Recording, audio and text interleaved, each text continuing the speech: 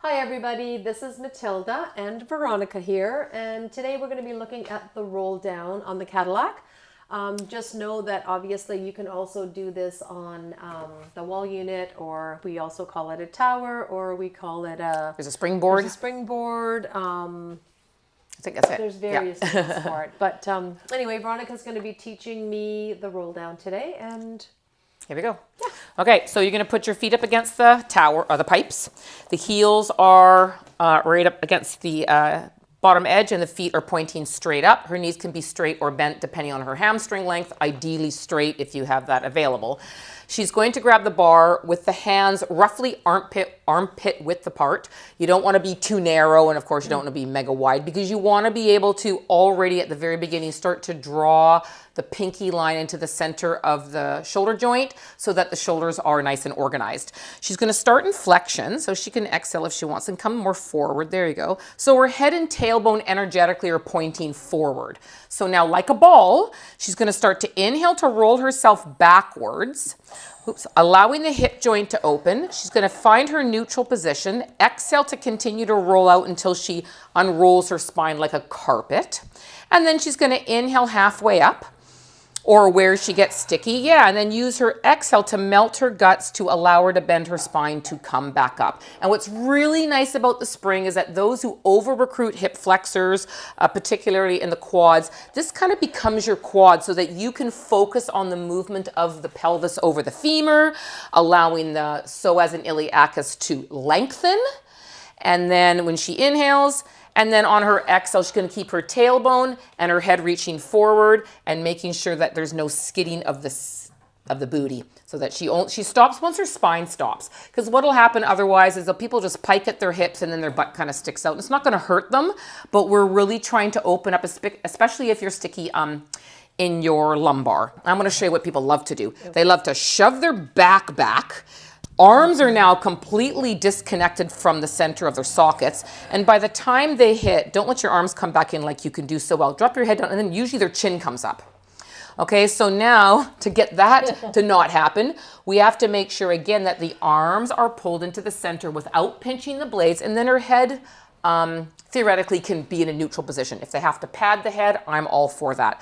But one of the things I'll do, especially with beginners, is I get them to try to find that sweet spot. So just letting the arms pull your, the bar, bring your arms out of the sockets, and you can see if she allows it to really happen, her chin will pick up. Like they'll kind of go like this. Yeah, right? And that's, I mean, you can't really do it that bad.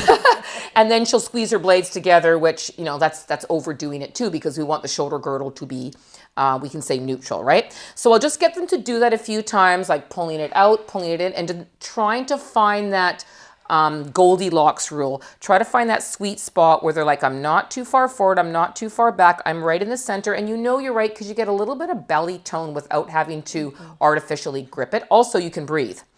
Breathing feels really easy too. If the arms are pulled out in one direction or pulled back in the other, breathing will be a little bit thwarted. I didn't say this, but the thumbs should be on opposition of the fingers just because you're in something spring-loaded. It's a bit of a safety thing. I mean, if you really don't want to do it, then fine, but I always encourage my clients to do that.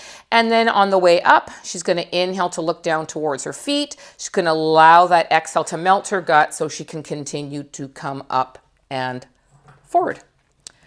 Yeah, and then I want you to teach me how you introduce it to somebody. Mm-hmm. okay. And if I forgot anything, you just Yeah, I don't think please so. add. I'm just going to show you something that it's almost a bit of a modified version of the full amount. So if you're tighter in the hips, tighter in the lumbar, so whether you're lordotic or tight psoas and whatnot, that can create, yeah, we were going to talk about the feet moving away from the poles. Yes. Right? Let's add that. So there's a lot of things actually that will happen in roll down. So we're just going to try and nip them all and see if we can help people help their clients be better at it. So I think for me particularly, because I do live in lordosis, the one thing that happens for me immediately is that my feet want to come off of the poles because my low back is tight and I have a really hard time getting my sacrum to slide towards my heel. Therefore, what helps me the most is to increase the spring tension, which actually helps drive my pelvis. It assists in my pelvis moving towards my feet. So we're going to do that with you today. Okay. Okay, so like Veronica said, a nice straight arm hooked into the center of the shoulder joint. She's in a nice flexion to start. So what I will do is you're going to start to inhale, rotate your pelvic halves over your femur heads. As soon as you feel like the feet will start to come off, which for me would be around here, I actually bend the elbows to pull the springs towards me, allowing my pelvis, and you guys will feel this, you'll feel like your pelvis slides towards your heels, allowing your spine to lengthen all the way out, and then you can release the springs at the end. On the way up, you can do the same thing. And what that assists in doing is you can bend to create a little bit more flexion. You're going to try to hold the springs into the back of the shoulders, and you're trying to bend up and on top of the spring, and it allows for more upper abduction, and it actually helps your pelvis stay rooted onto your feet even on the return. Want to try one more? Yeah. Okay, so as you inhale and go down, you want to make sure that the springs in your arms, right, they stay in line with one another. You don't want the spring to alley-oop over you. You want to draw it inside of you. So if you're not feeling that the spring is actually doing that, you might be having your arms come up too high and the bar coming up too high. So then as you come up, use your inhale. Pull the springs in. Watch your elbows don't get up too high. There you go. Pull the spring a little bit lower, almost where you want it to bend you, and then you can release up at the top. Now, Veronica's doing this great. If we are a bit tight in the lumbar, what'll start to happen is that your bum will start to scooch, right? Because you just don't have the availability and the length of your spine to be able to create enough mobility to get you up and over. So what happens is your bum scoots instead. So please feel free to bend your knees, because what you're looking for here is that the spine stays in a flexion. If you don't bend your knees, what will happen is you'll either crease at the hip joint, which lordotic people are very good at, and then you're no longer in your spine, you're now just creasing at the hip joint. Now, when you do bend your knees, what you can do is you can gently push the poles ever so gently with your feet to actually help keep your ASIS back. Yeah. So even though your knees are slightly bent, the push of your feet pushes your ASIS back, allowing your spine to rise up and forward, and then gently allowing the arms to come in to invite the rib cage to come forward. Yeah. So I felt a lot of belly there when you asked me to push. Yeah, nice, right? Yeah. It's like getting that feedback from our limbs, from the springs, whatever it is, in order to create better movement in our body. It's beautiful, right? Yeah. Feels I mean, nice, this is level 1, but it's Yeah. just such a great place to teach so many like fundamentals, the organization of the shoulder girdle, the this is stable, this is mobile.